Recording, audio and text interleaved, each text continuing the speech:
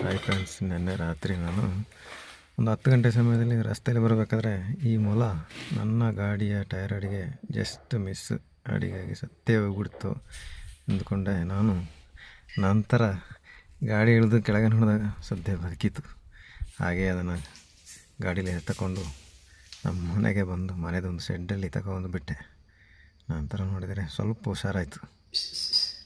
ತುಂಬ ಮಳೆ ಬರ್ತಿರೋ ಕಾರಣಕ್ಕೆ ಅದಕ್ಕೆ ಎಲ್ಲಿ ಹೋಗೋಕ್ಕೆ ಆಗ್ತಾಯಿದ್ದಿಲ್ಲ.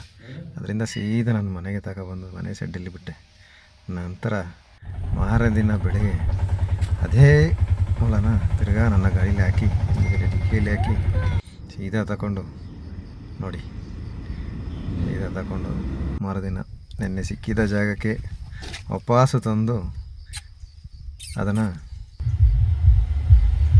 ಬಿಡೋಣ ಅಂತ ಹೇಳ್ಬಿಟ್ಟು ಗಾಡಿಯಿಂದ ಕೈ ಹಿಡಿದು ತಗೊಂಡೆ.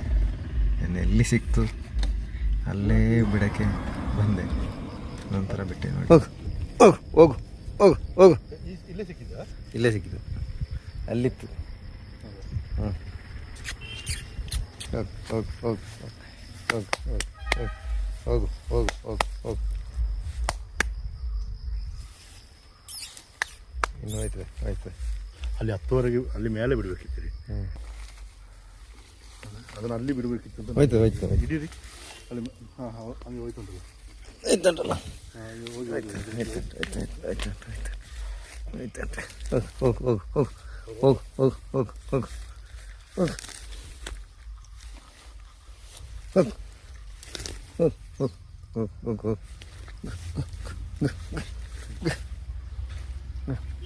ಆ ಕಡೆ ಆ ಕಡೆ ಈ ಕಡೆ. ಹೋಯ್ತದೆ ಹೋಯ್ತದೆ, ಹಂಗೆ ಹೋಯ್ತು. ಹೋಗಲಿ ಹೋಗಲಿ.